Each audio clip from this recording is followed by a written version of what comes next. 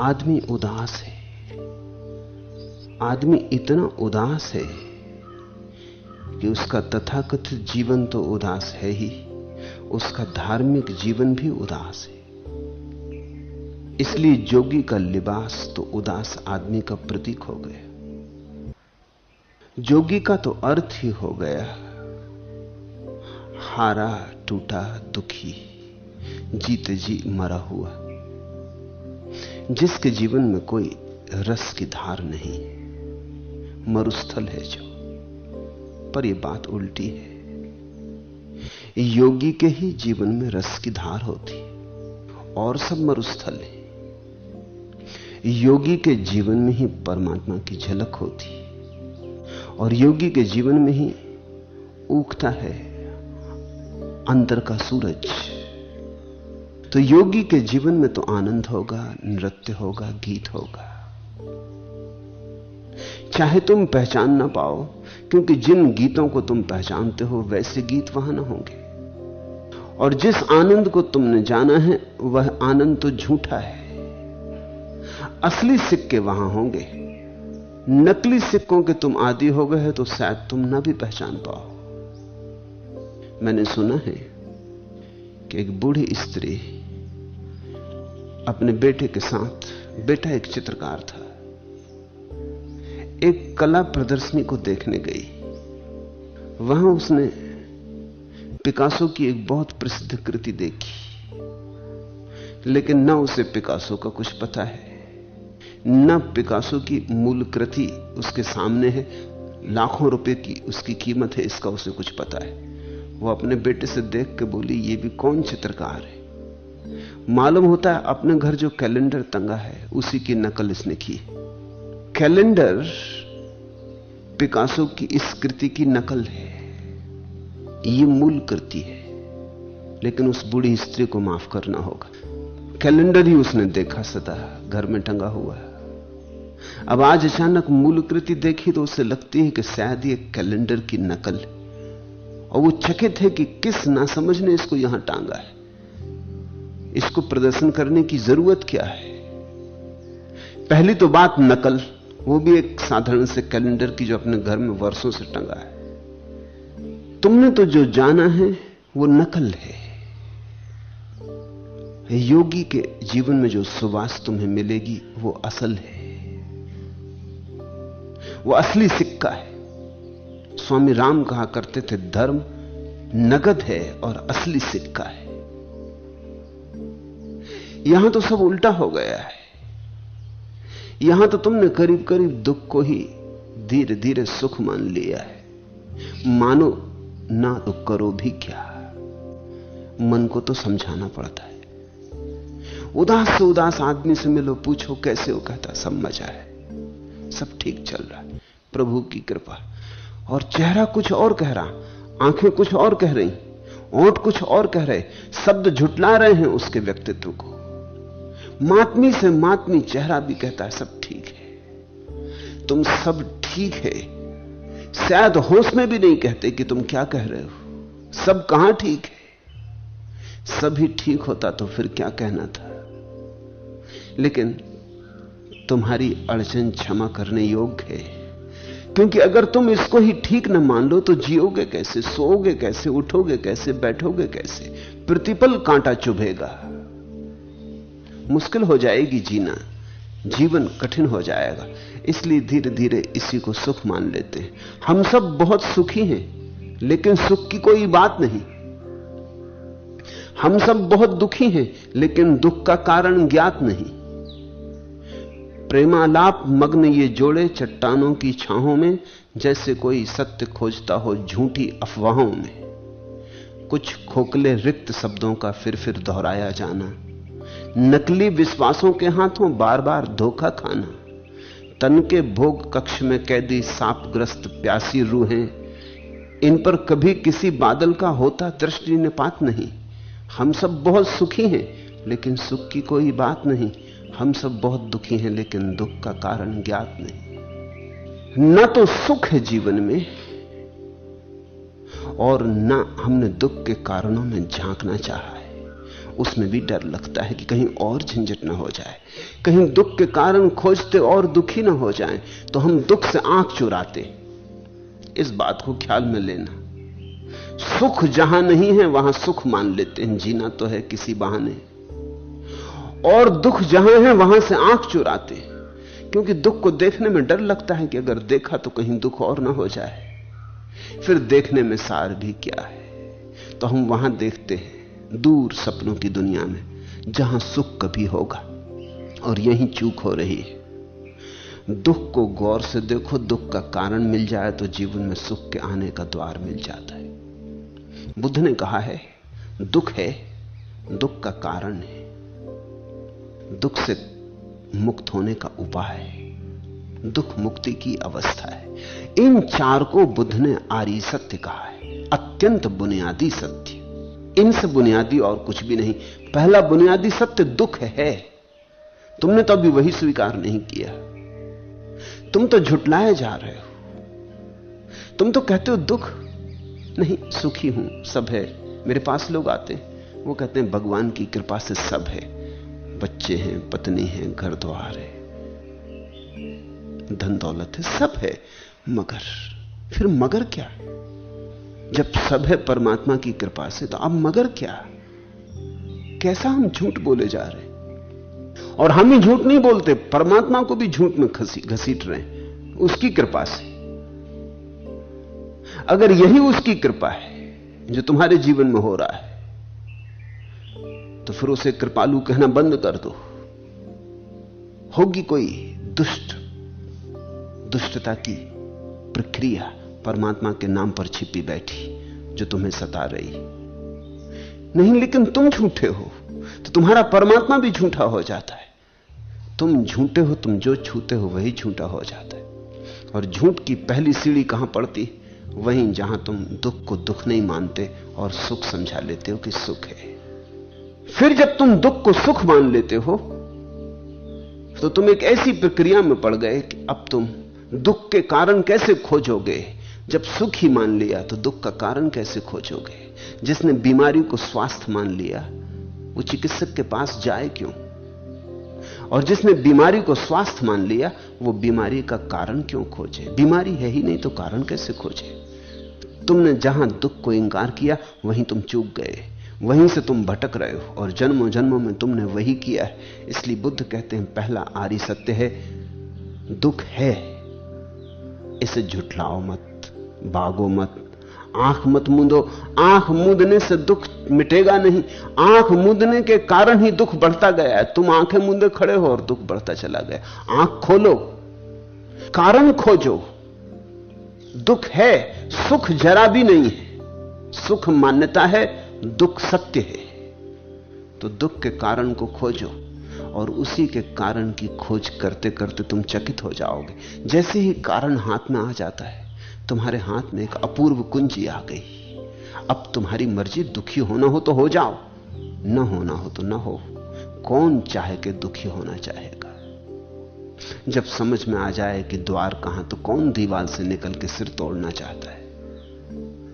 लेकिन तुम दीवार को द्वार कहते हो तो द्वार तुम्हें दिखाई नहीं पड़ सकता। बार बार टकराते हो फिर भी सजग नहीं होते, चौंकते नहीं। बार बार कोई बहाना खोज लेते हो कि टकरा गए होंगे, कोई और भूल चूक होगी। दरवाजा तो यही है, निकलना तो यही है, निकलना तो यहीं से हो सकता है। दुख का कारण ख्याल में आ गया तो दुख से मुक्ति तुम्हारे हाथ में आ गई। अब तुम्हारी मर्जी। और कौन है जो दुख चाहता है? दुख का कारण समझ में आते ही दुख से मुक्ति का उपाय मिल जाता है। दुख मुक्ति का उपाय मिलते ही तुम्हारे जीवन में धीरे धीरे वो घड़ी आनी शुरू हो जाती। कभी कभी झलक आती, कभी किरण उतरती, कभी देर टिक जाती, कभी थोड़ी और ज्यादा देर टिक जाती, जब सुख होता है। दुख का अभाव सुख है। इस बुद्ध विचार को समझो। बुद्ध कहते हैं दुख निरोध। बुद्ध से लोग पूछते कि मोक्ष में सुख होगा, निर्वाण में सुख तो होगा ना? बुद्ध कहते सुख की बात ही मत करो, इतना ही कह सकता हूं कि दुख नहीं होगा। बुद्ध अद्भुत है, क्योंकि बुद्ध जानते हैं तुम इतने बेईमान हो कि तुम निर्वाण में भी सुख खोजने लगोगे। वही तो तुम्हारी संसार की भूल है कि तुम सुख खोज रहे। दुख को तो पहचानते नहीं, सुख को खोजते हो। वही तुम्हारी चूक है, वही तुम्हारी फिसलन है, वहीं से तुम गिरे हो, वहीं से तुम गिरते जा रहे हो। अगर तुमसे कहा जाए मोक्ष में सुख है, जैसा कि हिंदू कहते हैं, आनंद, जैसा जैन कहते हैं परमानंद, बुद्ध ने नई भाषा खोजी। बुद्ध की भाषा मनुष्य के मनोविज्ञान को जिस ठीक ढंग से पहचान पाई है, वैसी किसी दूसरे व्यक्ति की भाषा नहीं पहचान पाई। बुद्ध ने मनुष्य को सोचकर भाषा निर्मित की। महावीर अपने को देख के बोल रहे हैं। महावीर को आनंद हुआ है तो वो कहते हैं कि मोक्ष परम आनंद की दशा है, लेकिन उन्होंने ये ख्याल नहीं लिया है कि जिस आदमी से बोल रहे हैं उसने तो आनंद जाना नहीं। वो तो आनंद के नाम से सुख समझेगा, पहली बात। दूसरी बात, अभी तक सुख खोजता रहा संसार में, अब वो मोक्ष में स्वर्ग सुख खोजने लगेगा, और सुख खोजने में ही उसकी भ्रांति है। इसलिए महावीर की भाषा आदमी को देख के नहीं है, महावीर के अपनी चित्त दशा को देख कर है। बुद्ध की भाषा तुम्हें देख कर है। बुद्ध पागलों की भाषा में बोल रहे हैं, पागलों से बोल रहे हैं, देख के जान के कि तुम किस तरह की भूल कर सकते हो। जैन शास्त्रों में लिखा है कि जब मोक्ष रमणी तुम्हें वरेगी, मोक्ष रमणी, कि जब मोक्ष की सुंदर स्त्री तुम्हारा वरण करेगी। अब बात बिल्कुल ठीक है, कहीं भी भूल चूक नहीं, लेकिन जो रमणियों के पीछे दीवाना रहा है अब तक और फिल्म अभिनेत्रियों के द्वार खटखटाता रहा है, वो तो पढ़ के गदगद हो जाएगा। मोक्ष रमणी, वो क्या समझेगा? उसके सामने कौन सी प्रतिमा उठेगी, कौन सा रूप उठेगा? मोक्ष रमणी। वो मोक्ष में भी वही खोजने लगेगा जो यहां खोज रहा था। नहीं, बुद्ध ने एक शब्द भी नहीं ऐसा बोला जिसके साथ तुम फिर से धोखा खा सको। बुद्ध की भाषा बड़ी अद्भुत है। बड़ा संयम रखना पड़ा होगा बुद्ध को, क्योंकि मैं जानता हूं कठिनाई कैसी। जब भीतर आनंद बरस रहा हो तब इस बात को सदा याद रखना कि तुमसे आनंद की बात ना की जाए, कठिन है। और जब भीतर सच ही मोक्ष की रमणी के साथ भोग चल रहा हो, तब यह बात बड़ी मुश्किल है कि तुमसे न कही जाए। कभी भूल चूक समय असमय निकल ही जाएगी, लेकिन बुद्ध से ना निकली। 40 साल बोले, लेकिन फूंक फूंक के कदम रखा। महावीर जमीन पे फूंक फूंक के कदम रखते, बुद्ध एक एक शब्द पर फूंक फूंक के कदम रखते।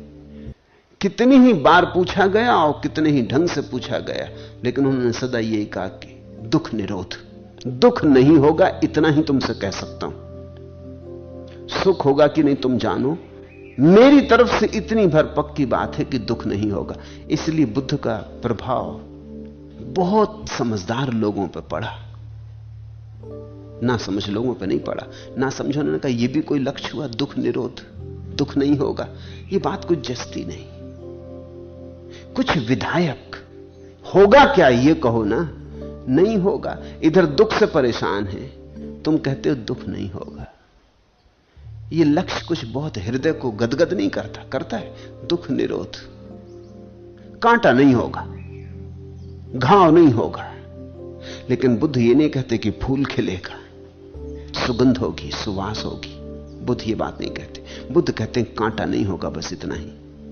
अब कांटा नहीं होगा, इससे मन में कहीं कोई तरंग उठती, कोई लहर उठती, इसको कोई लक्ष्य मान के अपना जीवन समर्पित करेगा। दुख निरोध के लिए कोई साध्य बनाएगा। किसी से तुम पूछोगे क्या खोज रहे हो, तो वो कहेगा मैं दुख निरोध खोज रहा हूं। ये बात कुछ जस्ती नहीं, दुख निरोध की प्रतिमा बनती नहीं। इसलिए बुद्ध का प्रभाव अत्यंत बुद्धिशाली लोगों पर पड़ा, और जैसे ही बुद्ध विदा हो गए वो प्रभाव क्षीण होने लगा, क्योंकि भीड़ तो बुद्धिहीनों की है। बुद्ध का धर्म इस जगत में सर्वाधिक वैज्ञानिक धर्म था, लेकिन विलुप्त हो गए। इस देश से विलुप्त हो गया जहां पैदा हुआ, क्योंकि इस देश से विलुप्त हो जाने के बहुत कारणों में एक कारण यह था कि इस देश के शेष सारे धर्म आनंद की भाषा बोलते हैं। सच्चिदानंद, मोक्ष, मोक्ष रमणी, अपूर्व सुख की वर्षा, महासुख। और बुद्ध ने सिर्फ इतना कहा, दुख निरोध। लेकिन मैं तुमसे कहता हूं, बुद्ध की बात समझ के चलोगे तो इस मंदिर की सीढ़ियों पर चढ़ सकते हो, क्योंकि दुख निरोध ही सुख को पाने का मार्ग है। दुख न रह जाए तो जो बचेगा उसका नाम आनंद है। दुख के अभाव का नाम आनंद है। फूल खिलता है, निश्चित खिलता है, लेकिन जो व्यक्ति सुख की तलाश में लगा है वो संसार को ही बढ़ाए चला जाता है, और जो व्यक्ति दुख की तलाश में लग जाता है वो संसार को काटने लगता है। कारण हाथ में आने लगते, उतना उतना दुख गिरने लगा, उतना संसार गिरने लगा। निदान हो गया रोग का, चिकित्सा बड़ी आसान हो जाती है। बुद्ध चिकित्सक है। बुद्ध ने कहा भी कि मैं वैद्य हूं, जैसा नानक ने कहा है कि मैं वैद्य हूं, ऐसा बुद्ध ने भी बहुत बार कहा कि मैं वैद्य हूं। अनेक अनेक बार बुद्ध ने दोहराया है कि मैं कोई दार्शनिक नहीं, कोई ज्ञानी नहीं, मैं तो वैद्य हूं। तुम बीमार हो, मैं वैद्य हूं। तुम जब वैद्य के पास जाते हो तो वो तुम्हारी बीमारी दूर कर देता है। स्वास्थ्य तो तुम्हें देता नहीं, दे भी नहीं सकता। किस वैद्य का सामर्थ्य? स्वास्थ्य कब किसने किसको दिया? स्वास्थ्य को देने की जरूरत ही नहीं। स्वास्थ्य का अर्थ ही होता है जब बीमारी नहीं रह जाती तो जो बचता है। तो वैद्य तुम्हारी बीमारी छीन लेता है, औषधि देता है कि बीमारी कट जाए। जब सब बीमारी कट जाती तो जो पीछे अपने आप स्वभावता रह जाता है, उस स्वभाव में जो है वही तो स्वास्थ्य है। ये दोनों शब्द एक से ही बने हैं, श्वास है, स्वभाव और स्वास्थ्य। स्वयं रह गए तो स्वस्थ, कुछ और विजाति न बचा तो स्वस्थ। तो स्वास्थ्य तो कोई नहीं दे सकता। तुम अगर डॉक्टर के पास जाओ, कहो कि कुछ स्वास्थ्य दे दें, तो वो कहेगा बीमारी क्या है।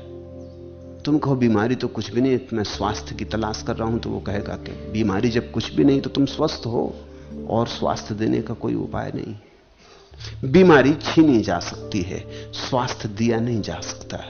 तो बुद्ध बीमारी का विश्लेषण किए, बीमारी को ठीक ठीक तर्कयुक्त ढंग से साफ कर दिया। फूल खिलता है, नाव नहीं ये अधर हैं, हस्ती इनसे झील। पता नहीं ये जिंदगी कितने लंबे मील। लकड़ी की इस देह के टूटे हुए किवाड़, पीछे रेगिस्तान है, आगे उठे पहाड़। कोने पर से फट गई यह चिट्ठी सी धूप, संध्या ऐसी लग रही ज्यों विधवा का रूप। कच्ची मिट्टी के मनुज आवे जैसा गांव, अंगारों का फर्श है और धुएं की छांव। 12 बजते ही मिली सुइयां दोनों साथ, अभिवादन करता समय जुड़े घड़ी के हाथ। पीली आंखें धूप की, नीले दर्द हजार, पतझड़ में शायद तभी हरा हो गया प्यार। कपट छलाओं का नगर, तीखे तीखे लोग, मित्रों को भी लग गया नागफनी का रोग। संबंधों की हथकड़ी, चेहरे हैं अभियुक्त, आंखों के पक्षी उड़े होकर बंधन मुक्त। चोरी करके चांद की गए तिमिर के चोर, गश्त लगाता फिर रहा यहां सिपहिया भोर। लहंगा पहने धूप का, उतरी जल में शाम, बूढ़े बरगद ने कहा पलक मूंद कर राम। अनगिन चेहरों से लदा यह नीला आकाश, बरसों खोजा ना मिला अपना सुर्ख पलाश। वर्षों क्या, जन्मों खोजा ना मिला अपना सुर्ख पलाश। वो जो अपने भीतर का सुर्ख फूल है वो मिला नहीं, और जब तक वह नहीं मिला तब तक कुछ भी नहीं मिला। तब तक तुमने जो भी इकट्ठा कर लिया सब बोझ है, और जब तक तुमने जो भी खोजा सब व्यर्थ है। तुम रेगिस्तानों में भटकते रहे, मरुद्धान मिला नहीं। यह भी स्वीकार करने का मन नहीं होता कि मरुद्धान मिला नहीं, इसलिए मान लेते हो कि मिल गया। ऐसे सांत्वना हो जाती। सांत्वना से जागो तो ही सत्य मिलता है।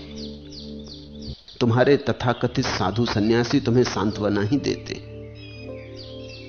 सांत्वना से जागो तो सत्य मिलता है, सांत्वना से सत्य नहीं मिलता।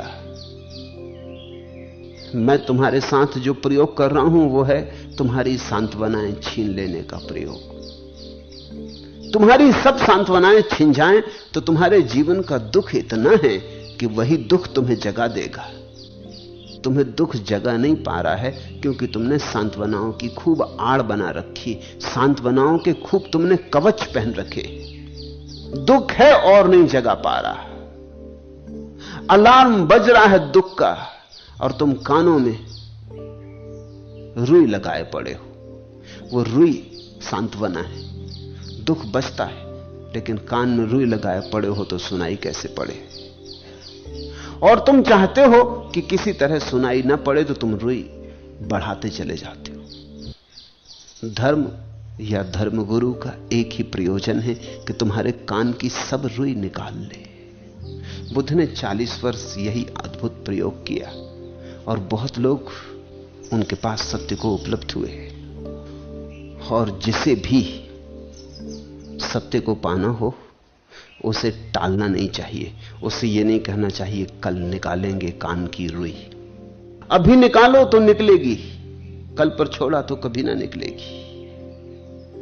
एक संस्मरण और जोड़ दूं, ओ मेरे इतिहास रुको तो। हम रोके जा रहे हैं हर चीज को। हम कहते हैं जरा ठहरो, थोड़ा और धन इकट्ठा कर लूं, कि थोड़ा और मन इकट्ठा कर लूं, कि थोड़ा और ऐसा कर लूं, कि थोड़ा और वैसा कर लूं। एक संस्मरण और जोड़ दूं, ओ मेरे इतिहास रुको तो। हम तो मौत से भी यही कहें। मौत सुनती नहीं इसलिए बात मुश्किल हो जाती, नहीं तो हम तो मौत से भी कहें कि जरा रुक जा।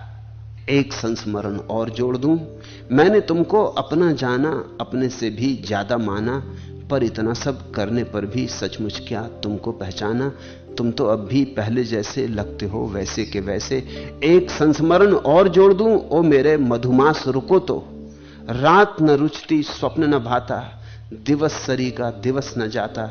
लगता पहले मैं भी था कुछ, पर अब कुछ भी याद ना आता। सच कितना मजबूर हुआ है, अपने से भी दूर हुआ है। एक विस्मरण और जोड़ दूं, ओ मेरे विश्वास रुको तो। केवल इतनी कथा हमारी, अथ पर इति की पहरेदारी। कभी समरना चाहा होगा, अब तो बुझने की तैयारी। मन था नई सृष्टि रचने का, अब प्रयास सबसे बचने का। एक संवरण और जोड़ दूं, ओ मेरे सन्यास रुको तो। एक संस्मरण और जोड़ दूं, ओ मेरे इतिहास रुको तो। बुद्ध ने ऐसा नहीं किया। जिस दिन देखा कि मृत्यु है, जिस दिन देखा कि बुढ़ापा है, जिस दिन देखा कि जीवन में दुख है, उसी रात छोड़ दिया सब। उस रात छोड़ने के बाद बुद्ध ने जो कसम खाई वो समझने जैसी है। बुद्ध ने कहा, चाहे मेरा चमड़ा, नसें, हड्डी ही क्यों न शेष रह जाएं, चाहे शरीर, मांस, रक्त क्यों न सूख जाए, किंतु बिना सम्यक संबोधि को प्राप्त किए नहीं रहूंगा। क्योंकि उसके बिना रहने का कोई अर्थ नहीं। सम्यक संबोधि एकमात्र संपदा है।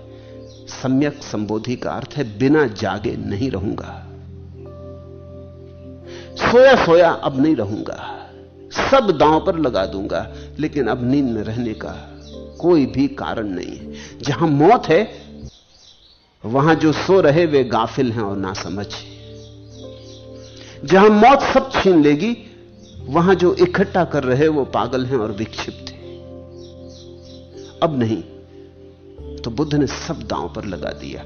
लंबी तपश्चर्या की, 6 वर्ष कठोर तपश्चर्या की। सच में ही हड्डी, मांस, मज्जा सब सूख गया। छाती की हड्डियां दिखाई पड़ने लगी। कथाएं कहती हैं कि पेट पीठ से लग गया, सब सूख गया। अपूर्व संघर्ष किया, गहन संकल्प किया और सब दांव पर लगा दिया। उसी संकल्प का अंतिम परिणाम समर्पण था। उसी संघर्ष का अंतिम परिणाम विश्राम था। तुम में से बहुत लोग समर्पण करते हैं, लेकिन समर्पण के पहले समर्पण करने को ही कुछ नहीं होता। कभी मुझे सुन लेते हैं ये कहते कि ध्यान भी छोड़ना पड़ेगा, तो वो कहते हैं फिर ठीक, हमने किए ही नहीं, झंझट में क्यों पड़ना। कभी मैं कहता हूं गुरु भी छोड़ना पड़ेगा, तो वो कहते हैं फिर ठीक है, जब छोड़ना ही पड़ेगा तो गुरु करना ही क्यों। लेकिन तुम वही छोड़ सकते हो जो तुम्हारे पास है। ध्यान हो तो ध्यान छोड़ सकते हो। निश्चित ही मैं बार बार कहता हूं कि नदी पार कर जाने पर नाव छोड़ देनी पड़ती, तो तुम कहते हो नाव चढ़े ही क्यों, लेकिन तब तुम दूसरे किनारे ही रह जाओगे। ये बात उस किनारे जाके छोड़ने की हो रही थी। नाव पकड़नी पड़ेगी और छोड़नी पड़ेगी। बुद्ध ने संकल्प किया, संघर्ष किया, तपश्चर्या की और आखिरी चरम शिखर पर पहुंचे। उसके बाद मनुष्य के हाथ में करने को कुछ भी नहीं बचता। कर्ता की आखिरी स्थिति आ गई। वहां से कर्ता गिरा, बिखर गया, समाप्त हो गया। वही अहंकार विसर्जित हो गया। जो बचा वही बुद्धत्व है। आज के सूत्र जिस कथा से संबंधित हैं वो मैं पहले कह दूं। जिस परिस्थिति में बुद्ध ने ये सूत्र, आज के पहले 2 सूत्र कहे, पहले 2 सूत्र, यस जित नाव जियति जित्तमस नो याति कोचि लोके तम बुद्धम अनंत गोचरम अपदम केन पदेन नेसस्त। यस जालनी विसत्तिका तन्हा नत्थि कुहिंच नेलवे तम बुद्धम अनंत गोचरम अपदम केन पदेन नेसस्त। जिसका जीता कोई अनजीता नहीं कर सकता और जिसके जीते को कोई दूसरा नहीं पहुंच सकता, उस अनंत दृष्टा और अपद बुद्ध को किस पथ से ले जाओगे? अपने जाल में सबको फंसाने वाली तृष्णा जिसे नहीं डिगा सकती, उस अनंत दृष्टा और अपद बुद्ध को किस पथ से ले जाओगे? ये पहले 2 सूत्र एक खास स्थिति में कहे गए थे। वह स्थिति बड़ी समझने जैसी है, क्योंकि उस स्थिति से तुम्हें कभी ना कभी गुजरना होगा। स्थिति ये थी, बुद्ध ने 6 वर्ष की तपश्चर्या की, जो करने योग्य था किया, जो भी किया जा सकता था किया, कुछ भी अन किया न छोड़ा।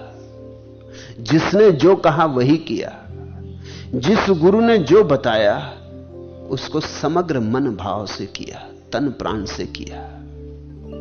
रत्ती भर भी अपने को बचाया नहीं, सब तरह अपने को दांव पर लगा दिया। ऐसी स्थिति के अंतिम घड़ी में जहां संकल्प अपने शिखर पर पहुंचता है और जहां से आदमी मन से मुक्त होता है, तो मन आखिरी हमले करता है। स्वाभाविक, जिस मन के साथ हम वर्षों रहे, जन्मों रहे, और जिस मन की हम पर मालकियत रही, वो मालकियत यूं ही नहीं छोड़ देता। कौन मालकियत यूं ही छोड़ देता है? अगर तुम्हारा नौकर भी तुम छुड़ाना चाहो तो वो भी आसानी से नहीं छोड़ता, तो मालिक की तो बात ही और। नौकर नौकरी छोड़ने को आसानी से राजी नहीं होता, तो मालिक मालकियत छोड़ने को कैसे राजी होगा? और अगर नौकर कहीं भूल चूक से मालिक बन बैठा हो, तब तो फिर छोड़ने की बात ही नहीं। और यही हुआ है। मन नौकर है, बन बैठा मालिक है। तो अगर नौकर सिंहासन पर बैठ जाए तो फिर आसान नहीं है उतारना। मैंने सुना है, एक झक्की बादशाह ने कोर्ट के मसखरे को ऐसी बातचीत में पूछ लिया कि बोल, तुझ पे हम बहुत प्रसन्न हैं, तू क्या चाहता, तेरी मर्जी पूरी कर देंगे। मसखरा था अद्भुत और सम्राट को हंसाया करता था। और सम्राट, उसने कुछ मजाक की बात कही, खूब हंसा, लोटा पोटा, बहुत प्रसन्न हो गया। तो उसने कहा, देख तू जो चाहेगा। उसने कहा, कुछ ज्यादा नहीं, 24 घंटे के लिए सम्राट बना दो। अब ये कोई बड़ी बात न थी। सम्राट ने कहा, ठीक, 24 ही घंटे का मामला, बन जा। 24 घंटे के लिए मस्खरा सम्राट बन गया, लेकिन 24 घंटे में उसने सब तहस नहस कर डाला। पहला काम तो उसने कहा कि सम्राट को फांसी लगा दो। सम्राट ने कहा, अरे पागल, मैंने तुझे सम्राट बनाया। उसने कहा, वो मैं जानता हूं, तुम ही मुझे उतारोगे। फैसला खत्म करो, देरदार की जरूरत नहीं, 24 घंटे का मामला है, 24 घंटे में सब कर लेना। सब दरबारियों वगैरह को जेल में डाल दिया, सेनापति बदल डाले, अपने आदमी बिठा दी। 24 घंटे का था मामला। लेकिन सदा के लिए बनने की योजना कर ली। 24 मिनट में भी यह हो सकता था। अगर गुलाम कभी मालिक बन जाए तो बहुत खतरनाक सिद्ध होता है, क्योंकि वो जानता है कि मैं हूं तो गुलाम, और ये जो थोड़ी सी घड़ियां मुझे मिल गई हैं, अगर इनका उपयोग न कर लिया तो फिर गुलाम हो जाऊंगा। नौकर अगर मालिक जन्मों तक रहा हो तब तो बहुत कठिन है उसे हटा देना, और वही स्थिति है मन की। तो जब कोई साधक अपने अंतिम शिखर पर पहुंचता साधना के, तो मन आखिरी जद्दोजहद करता, आखिरी संघर्ष होता है, कुरुक्षेत्र, अंतिम निर्णायक युद्ध होता है। उस निर्णायक युद्ध को अनेक अनेक प्रतीकों से कहा गया। मुसलमान कहते हैं शैतान हमला करता, वो शैतान मन है। ईसाई कहते हैं डेविल, बीलजेबब हमला करता, वो बीलजेबब कोई और नहीं, मन है। हिंदू कहते हैं कामदेव। और स्वभावतः हिंदुओं के पास सबसे श्रेष्ठ कथाएं हैं, क्योंकि उन्होंने खूब परिमार्जित किया है, 10,000 साल तक परिमार्जन किया है। औरों की कथाएं नई नई है, उनमें कई भूल चूके मिल जाएंगे, लेकिन हिंदुओं ने तो खूब परिमार्जन किया है। इसके पहले कि हिंदुओं की कथाएं लिखी गई, हजारों साल तक वो कथाएं बुद्धिमानों के हाथ से गुजरती रही, उन पर परिमार्जन होता रहा। तो हिंदुओं की कामदेव की कथा बड़ी अद्भुत है। उसमें पहली तो बात यह कि वो अनंग है, उनकी कोई देह नहीं। यही तो मन है, मन की कोई देह थोड़ी है, मन अदेही है। इसलिए तो मन को कहीं भी जाने में देर नहीं लगती।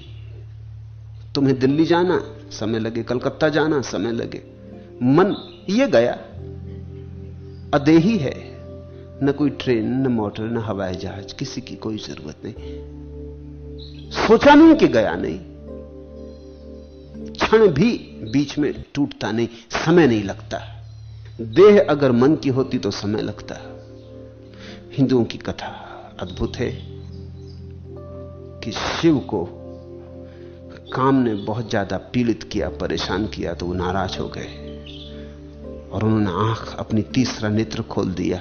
उस तीसरे नेत्र के कारण जल के भस्म होकर काम का जो शरीर था वो गिर गया।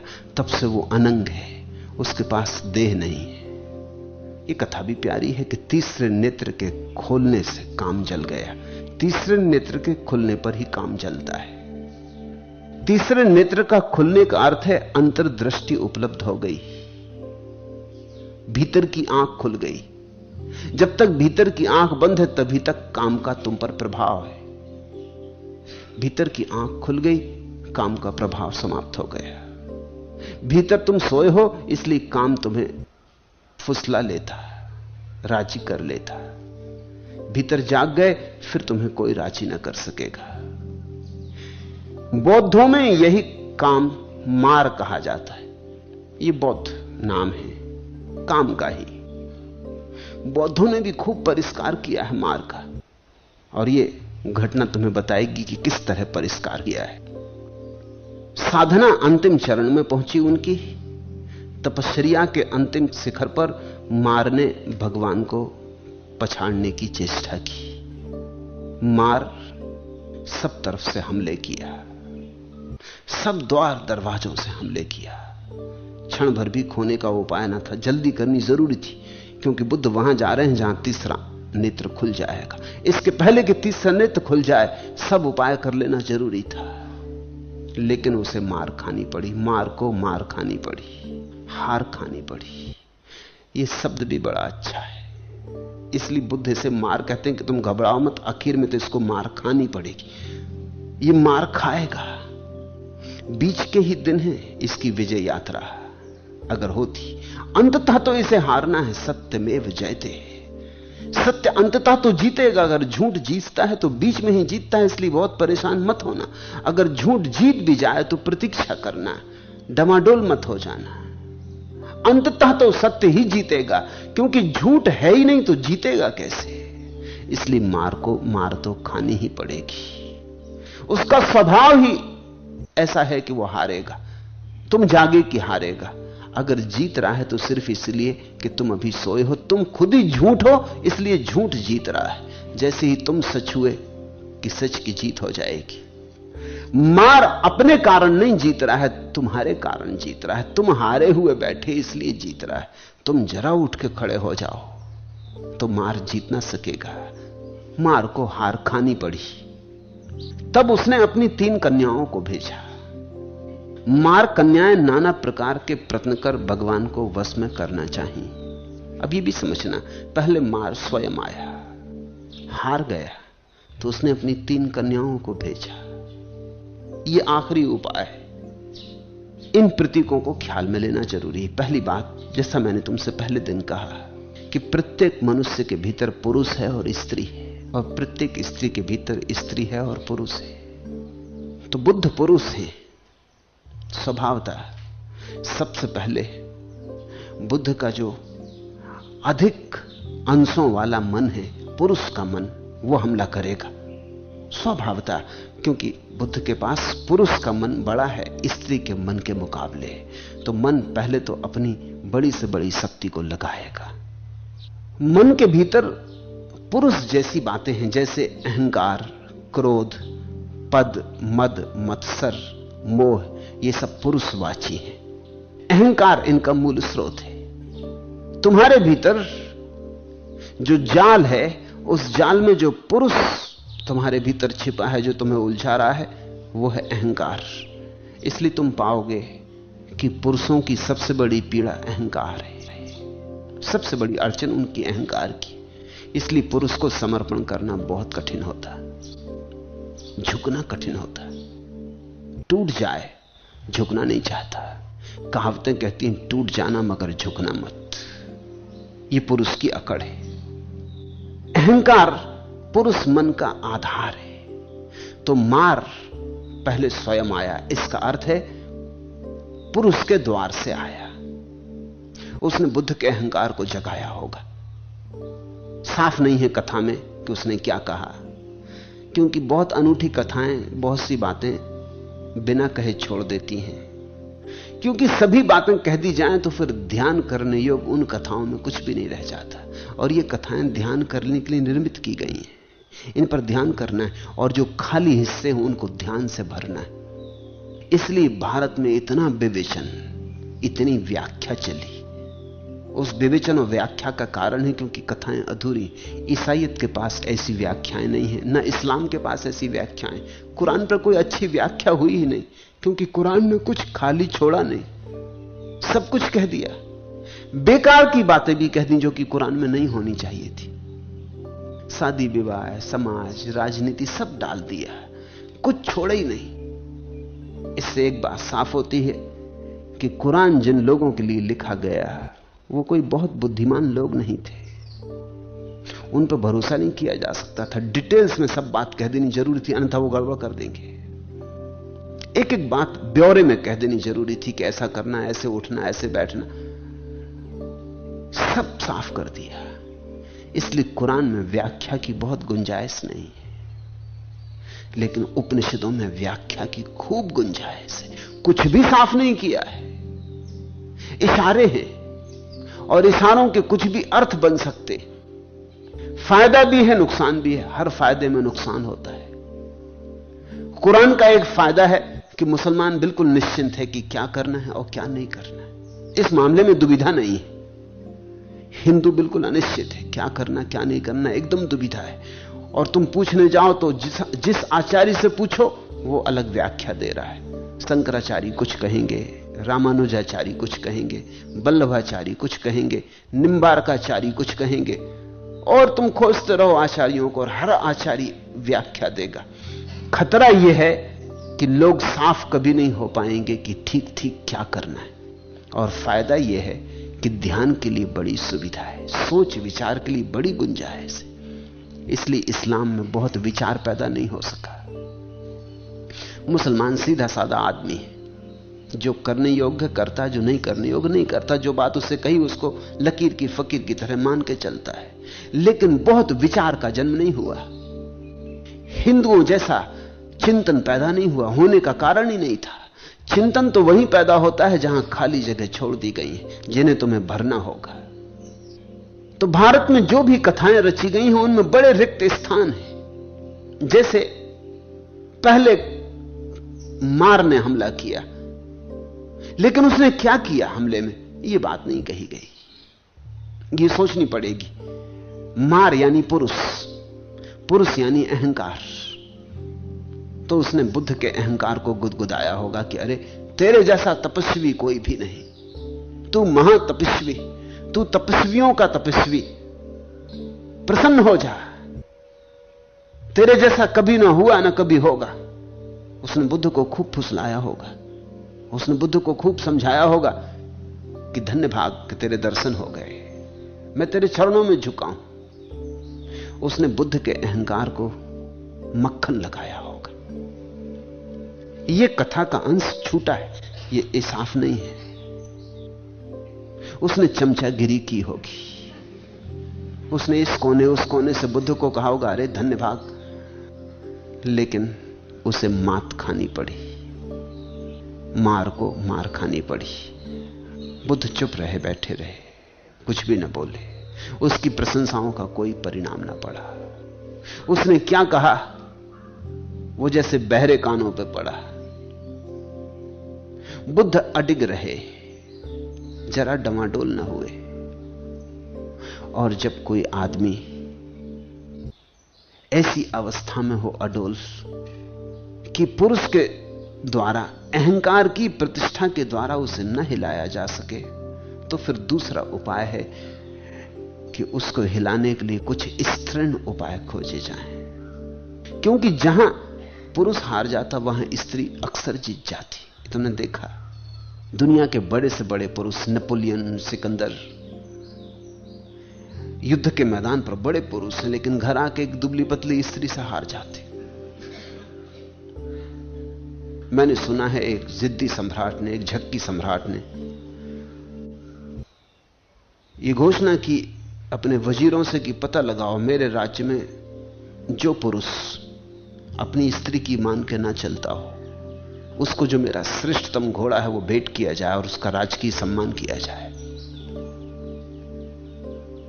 और जो जो लोग अपनी स्त्री की मान के चलते हों उनको भी एक एक भेड़ प्रतीक रूप भेंट की जाए। तो वजीरों का एक समूह राजधानी में पता लगाने गया, जिससे उन्होंने पूछा कि आप अपनी पत्नी से डरते, आप अपनी पत्नी के मान के चलते, और ध्यान रखना अगर झूठी बात कही और राजा को पता चल गया तो घोड़ा तो मिलेगा नहीं, फांसी लगेगी, इसलिए सच सच कह देना। तो लोगों ने कहा भाई अब इसमें झूठ क्या कहना, तुम भी जानते हो, तुम भी पति हो, हम भी पति हैं, अब इसमें छिपाना किससे है। तुम नाहक की खोज में निकले, ऐसा पति कहां मिलेगा। थक गए राजा के लोग खोजते खोजते, लेकिन एक झोपड़े में एक आदमी मिल गया, एक बड़ा पहलवान अपने बैठा हुआ भांग घोंट रहा था। उसकी मसलें ऐसी थीं कभी देखी भी नहीं गई। उसका शरीर तो बड़ा सुंदर था, लोहे का बना हो जैसे, किसी का हाथ पकड़ ले तो हड्डी चरमरा जाए। कोई होगा 6.5 फीट लंबा, बड़ा जवान आदमी, लोहे की देह। उन्होंने कहा हो ना हो ये आदमी घोड़ा ले जाएगा। तो उन्होंने उस आदमी से पूछा कि ऐसा सम्राट ने पूछवाया है। तो उसने सिर्फ अपनी मसलें उठा के दिखाई उनको। उसने कहा कि देखते स्त्री इत्यादि को तो ऐसा मसल दूंगा, अगर मेरे हाथ में स्त्री पड़ जाए तो बस खत्म। जरा मेरा हाथ तो पकड़ कर देखो, उसने कहा। और वजीर का हाथ पकड़ लिया तो वजीर को छोड़ाना मुश्किल हो गया। और वजीर रोने लगा। उसने कहा मेरा हाथ छोड़ भाई, घोड़ा तुझे मिल जाएगा, मगर तू ये क्या करता, हाथ तो छोड़। मगर घोड़ा किस रंग का चाहिए? राजा के पास 2 घोड़े, काला और सफेद। तो उसने भीतर आवाज दी कि मुन्ने की मां काला की सफेद? मुन्ने की मां ने कहा सफेद। तो वजीर ने कहा तुझे भेड़ मिलेगी। ये मुन्ने की मां से ही पूछ के तय कर रहा है आखिर में। और मुन्ने की मां निकली बिल्कुल दुबली पतली औरत। और उसने कहा भूल के काला मत लेना। भेड़ ही मिली पहलवान को। जहां कठोर हार जाए वहां कोमल के जीतने की संभावना है। कथा अर्थपूर्ण है। खुद तो हार गया, मार, उसने अपनी 3 कन्याओं को भेजा। 3 क्यों? आखिर खुद अकेला आया था, एक ही कन्या काफी होती, 3 क्यों? उसमें भी बौद्ध प्रतीक है। बौद्ध कहते हैं स्त्री का इसलिए तो पता नहीं लग पाता कि वो कितनी होती, एक लेकिन 3, अभी कुछ अभी कुछ अभी कुछ, सुबह कुछ दोपहर कुछ सांझ कुछ, पक्का भरोसा नहीं कि क्या है। त्रिवेणी है ना प्रयाग में, ऐसा स्त्री भी एक अपूर्व संगम है। उसमें 2 नदियां तो दिखाई पड़ती हैं, एक बिल्कुल दिखाई ही नहीं पड़ती, सरस्वती का तो पता ही नहीं चलता कि कहां। तो तुम जो देख सकते हो उसको तो तुम पहचान सकते हो, लेकिन एक है जो अदृश्य है, और जो दृश्य से जीत जाए वो भी अदृश्य से हारने की संभावना रखता है। तो 3 प्रतीक है। 3 का मतलब है एक से जीते तो दूसरे से मुश्किल, दूसरे से जीते तो तीसरे से मुश्किल, और एक तरफ लड़ाई नहीं होगी, 3 तरफ से लड़ाई होगी। तुमने कभी स्त्री से झगड़ा करके देखा? झगड़ा कई तरह का होगा। वो तर्क से भी लड़ेगी, हालांकि तर्क चाहे उससे करते ना बने, तर्क भी करती जाएगी, क्रोध भी करती जाएगी और रोने भी लगेगी। अब ये बहुत मुश्किल काम हो जाता है, क्योंकि अगर तर्क ही करना है तो बात साफ समझ में आती है। पुरुष को समझ में आता है कि तर्क कर लो, चलो निपटारा कर लें, उसमें पुरुष जीत भी सकता है। लेकिन स्त्री उसी पर भरोसा नहीं रखती, वो क्रोध भी कर रही है, हो सकता है चीजें फेंक रही हो तुम्हारे ऊपर, लेकिन उस पर भी भरोसा नहीं, क्योंकि क्रोध में तो पुरुष जीत सकता है, तो वो रो भी रही है। अब उसने तुम्हें 3 तरफ से घेर लिया। तर्क से हारो तो ठीक, क्रोध से हारो ठीक, नहीं तो उसके रोने को देख के तो हारोगे ना। वो अपनी छाती पीटने लगी है, अपने सिर पटक रही है। उसका हमला 3 द्वारों से है। इसलिए कथा कहती है कि मार ने अपनी 3 कन्याओं को भेजा। मार कन्याएं नाना प्रकार के प्रयत्न कर भगवान को अपने बस में करना चाहिए, लेकिन बुद्ध शांत रहे। उन्होंने हां हूं कुछ भी ना किया, वो सिर्फ देखते रहे जो हो रहा था।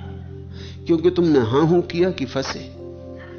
तुम अगर इंकार भी कर दो तो गए, तुम अगर डर भी जाओ, भयभीत हो जाओ, तुम चिल्लाने लगो कि मुझे बचाओ या भाग निकलो बाहर, तो तुम हार गए। नहीं, वो बैठे रहे जहां बैठे थे, जैसे थे वैसे ही बैठे रहे, जैसे कुछ हुआ ही ना हो। जैसे ये सब उनके आसपास जो हो रहा था, तीनों तरफ से कन्याएं खींचने लगी, सुंदर होंगी, रूपवती होंगी, सुगंध आती होगी उनके जीवन से, उनकी देह अपूर्व होगी, मगर वो बैठे रहे। उन्होंने जरा भी स्वीकार भी ना किया कि कोई है चारों तरफ। भगवान शांत रहे, शांत का यही अर्थ होता है, जैसे कोई है ही नहीं, ऐसे अकेले रहे। न मोहे न क्रोधे, 2 चीजों का ख्याल रखना है। दोनों में आदमी फंस जाता है। जिसको तुम संसारी कहते हो वो मोह जाता, जिसको तुम सन्यासी कहते हो वो क्रोध जाता। या तो मोह या क्रोध हो, मगर दोनों हालत में आदमी स्त्री से हार जाता। लेकिन भगवान के संबंध में कहा कि न मोहे न क्रोधे, और जहां मोह नहीं, क्रोध नहीं, वहां फिर कोई परिणाम नहीं हो सकता। वहां शून्य निर्मित हो जाता है। शून्य को कैसे रिझाओगे?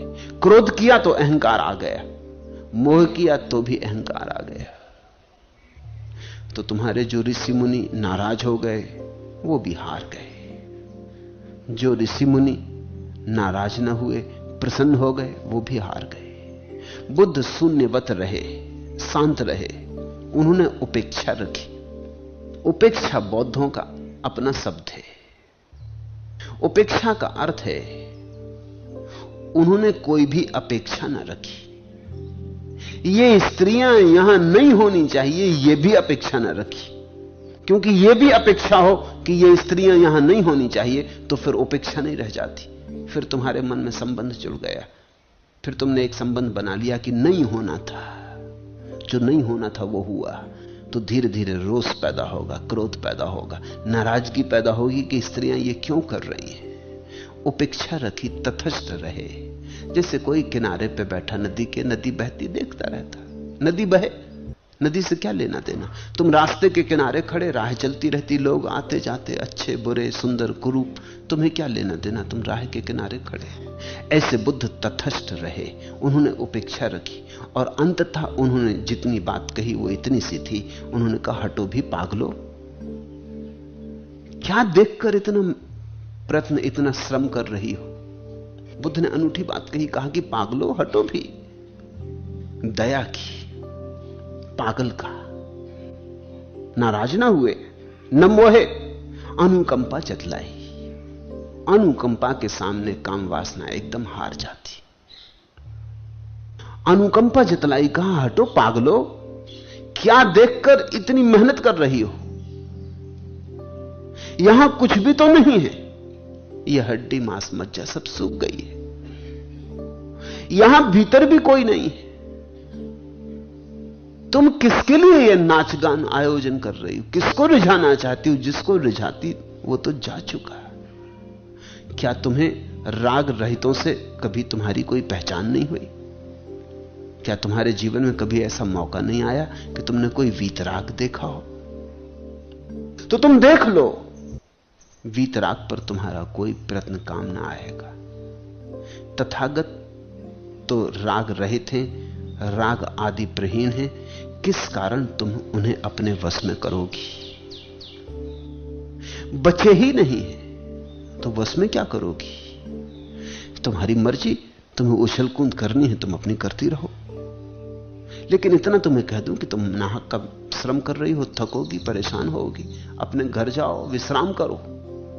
ऐसा बुद्ध ने कहा। उस समय उन्होंने ये पहले दो पद कहे, अब तुम्हें पदों का अर्थ साफ हो जाएगा। ये गाथाएं कहीं, यस जित नाव जीयति जित मस नोयति कोचि लोके तम बुद्धम अनंत गोचरम अपदम केन पदेन नेसत। जिसका जीता कोई अनजीता नहीं कर सकता और जिसके जीते को कोई दूसरा नहीं पहुंच सकता, उस अनंत दृष्टा और अपद बुद्ध को किस पथ से ले जाओगे। कई बातें समझने जैसी। बुद्ध कहते हैं जिसका जीता कोई अनजीता नहीं कर सकता। जो तुमने संयम से जीता हो उसको तो अनजीता किया जा सकता है। संयमी का संयम तोड़ा जा सकता है, लेकिन जिसने बोधपूर्वक जीता हो उसको फिर तोड़ा नहीं जा सकता। जिसने जबरदस्ती अपने जीवन में आचरण उठा लिया हो, बना लिया हो, आरोपित कर लिया हो, उसके आचरण को तो तोड़ा जा सकता है। क्योंकि भीतर तो अभी भी वासना मौजूद होगी। बीच में एक आचरण की परत है, उसमें छेद भर करने की जरूरत है। भीतर जो सोया है, दबा पड़ा है, उसे उठाया जा सकता है। लेकिन बुद्ध की तो सारी प्रक्रिया यही है कि दबाना मत, दमन मत करना, जाग कर देखना, होश से देखना, और धीरे धीरे होश में ही जल जाए वासना, तो जो शेष रह जाए उस निर्वासना में ही भरोसा है। जिसका जीता कोई अनजीता नहीं कर सकता, फिर उसको कैसे अनजीता करोगे। जिसकी वासना दग्ध हो गई बोध से, होश से, ध्यान से, उसको कैसे अनजीता करोगे। यस जित नाव जियति जित मस नोयाति कोचि लोके। और जिसके जीते को कोई दूसरा पहुंच ही नहीं सकता, बोध के उस शिखर पर तो केवल बुद्ध ही पहुंच सकते। तो ये स्त्रियां जो उनके आसपास नाच रही हैं, ये तो वहां पहुंच ना सकेंगी उस शिखर पर। जहां तुम पहुंच नहीं सकते वहां से किसी को डिगाओगे कैसे। कोई बुद्ध ही पहुंच सकता है उस शिखर पर, और बुद्ध तो किसी बुद्ध को क्यों डिगाना चाहेगा। बुद्ध वहां पहुंच नहीं सकते। तो तुम खाई खंदक में शोरगुल मचाते रहो, इससे कुछ फर्क ना पड़ेगा। उस अनंत दृष्टा और अपद बुद्ध को किस पथ से ले जाओगे। और उन्होंने कहा कि पागलो, ये भी समझो कि तुम अगर मुझे ले जाना चाहो वासना में, संसार में, मेरे पैर टूट गए, अपद हो गया हूं। कभी तुमने ख्याल किया तुम्हारी वासना ही तुम्हें चला रही है, वही तुम्हारा पैर है। इसलिए तो परसों मैंने अंगुलीमाल की कथा में कहा कि बुद्ध ने कहा पागल, मेरा चलना तो बहुत पहले रुक गया, तू ही चल रहा है, तू रुक। और अंगुलीमाल बैठा हुआ धार दे रहा था, चल नहीं रहा था, और बुद्ध चल रहे थे। तम बुद्धम अनंत गोचरम अपदम केन पदेन नेसस्त। तो बुद्ध ने जब यह कहा कि मुझ न चलते हुए को तू सोचता है कि चल रहा हूं और तू अपने को बैठा हुआ मान रहा है जो कि तू चल ही रहा है, तो उनका अर्थ है वासना में ही पैर हैं तुम्हारे, आत्मा तो कहीं जाती ही नहीं। आत्मा तो अपने घर में ही है, सदा भीतर ही विराजी, उसके कोई पैर ही नहीं कहीं चली जाए। वासना जाती है और वासना कभी घर नहीं आती। वासना आवारा है, वो घूमती रहती, चक्कर ही मारती रहती, वो कभी घर नहीं लौटती। और आत्मा सदा घर में विराजमान है, वो कभी घर से बाहर जाती नहीं। तो जब तक तुम वासना के प्रभाव में रहोगे, तुम्हें भीतर जो पड़ा है उसका पता ना चलेगा। तुम वासना के कंधों पर बैठ के भटकते रहोगे। वासना में ही तुम्हारे पैर हैं। बुद्ध तो अपद कहते अपने को कि मेरे तो पैर टूट गए। पागलो, जरा देखो भी तो, अब तो मुझे ले जाना भी चाहो तो कैसे? अब चलने वाला बचा नहीं है, अब चलने की वृत्ति ही जा चुकी है। अब मुझे ना कुछ पाना है ना खोजना है, तो मुझे तुम प्रलोभित कैसे करोगे? अपने जाल में सबको फंसाने वाली तृष्णा जिसे नहीं डिगा सकती, उस अनंत दृष्टा और अपद बुद्ध को किस पथ से ले जाओगे? तृष्णा का जाल था, तब तक तुम अगर आई होती तो जरूर मैं प्रभावित होता, लेकिन अब तो तृष्णा का जाल ना रहा। अब तो मैंने भरी आंखों देख लिया कि संसार में कुछ भी नहीं है। अब तो संसार में कुछ भी नहीं है, यह मेरी दृष्टि हो गई। इसलिए वो कहते हैं उस अनंत दृष्टा को, अब तो मैं अनंत रूपेण दृष्टि को उपलब्ध हुआ हूं। अब तो मेरी आंखें समग्र को देख रही हैं, आर पार देख रही हैं। अब मेरा बोध पारदर्शी हुआ है। थम बुद्धम अनंत गोचरम। और जो सबको देखने लगा है और जिसकी आंख में अब जरा भी तिनका नहीं रहा मूर्छा और प्रमाद का, जिसकी सारी सीमाएं गिर गई हैं देखने की, असीम जिसकी देखने की क्षमता हो गई है, मुझ देखने वाले को तुम कहां ले जाओगी? अंधों को तुम ले जाती रही हो। अंधों को तुम्हारी जरूरत है क्योंकि वो चाहते हैं कोई का सहारा मिल जाए। मेरी आंख खुल गई, अब तुम मुझे ना ले जा सकोगी। अब तुम्हें उछल कूद करनी हो तुम करो। ऐसी परिस्थिति में बुद्ध ने ये गाथाएं कही थी। जो धीर ध्यान में लगे हैं, परम शांत निर्वाण में रत हैं, उन स्मृतिवान संबुद्धों की स्पृहा देवता भी करते।